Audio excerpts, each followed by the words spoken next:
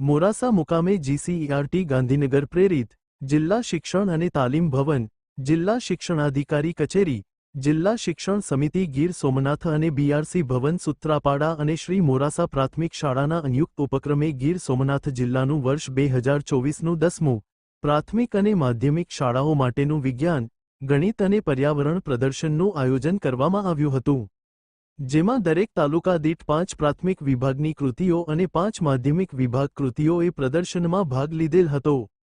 આમ એકંદર સમગ્ર પ્રદર્શનમાં કુલ અલગ અલગ 5 વિભાગોમાં થઈને પ્રાથમિક અને માધ્યમિક વિભાગની વિજ્ઞાન, ગણિત અને પર્યાવરણને લગતી કુલ 60 કૃતિઓની રજૂઆત થઈ હતી। આ ગણિત વિજ્ઞાન પ્રદર્શનમાં ભાગ લેનારા બાળકોની સાથે તેમના માર્ગદર્શક શિક્ષકો પણ કાર્યક્રમમાં ઉપસ્થિત રહ્યા હતા।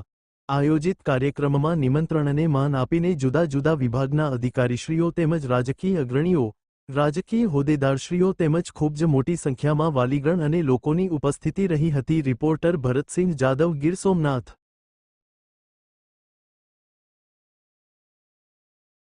વિજ્ઞાન મેળો જે શિક્ષકગણ અને સરકાર તરફથી અમારા ગામને જે ફાળે આવ્યો છે વિજ્ઞાન મેળો, એ અમને એક તો આનંદ થયો છે અને બીજા નંબરમાં અહીંયા વચ્ચે ગામ અંતરિયાળ ગામ છે છતાં પણ અહીંયા જે વિજ્ઞાન મેળો રાખ્યો એ શિક્ષણગણ અને સરકારનો હું ખૂબ ખૂબ આભાર માનું છું।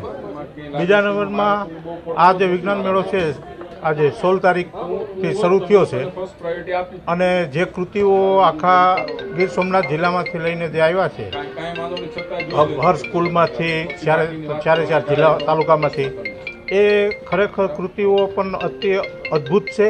અને જિલ્લા શિક્ષણ તાલીમ ભવન પ્રાચાર્ય ગીર સોમનાથ આજે જીસીઈઆરટી ગાંધીનગર પ્રેરિત જિલ્લા શિક્ષણ અને તાલીમ ભવન ગીર સોમનાથ, જિલ્લા શિક્ષણ અધિકારીની કચેરી, જિલ્લા શિક્ષણ સમિતિ ગીર સોમનાથ, બીઆરસી ભવન સૂત્રાપાડા તથા મોરાસા પ્રાથમિક શાળાના સંયુક્ત ઉપક્રમે ગીર સોમનાથ જિલ્લો જુદો પડ્યો ત્યારથી લઈને આજ દિવસ સુધીનું 10મું પ્રાથમિક અને માધ્યમિક વિભાગનું ગણિત વિજ્ઞાન પ્રદર્શનનું આજે ઓપનિંગ થઈ રહ્યું છે।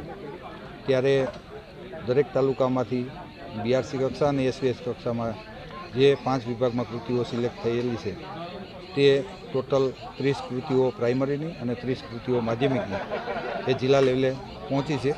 આજે અધિકારીગણ, પદાધિકારીગણ અને શિક્ષક તથા વિદ્યાર્થી મિત્રો અને બાલ વૈજ્ઞાનિકો સાથે એક સરસ મજાનું ઓપનિંગ કર્યું।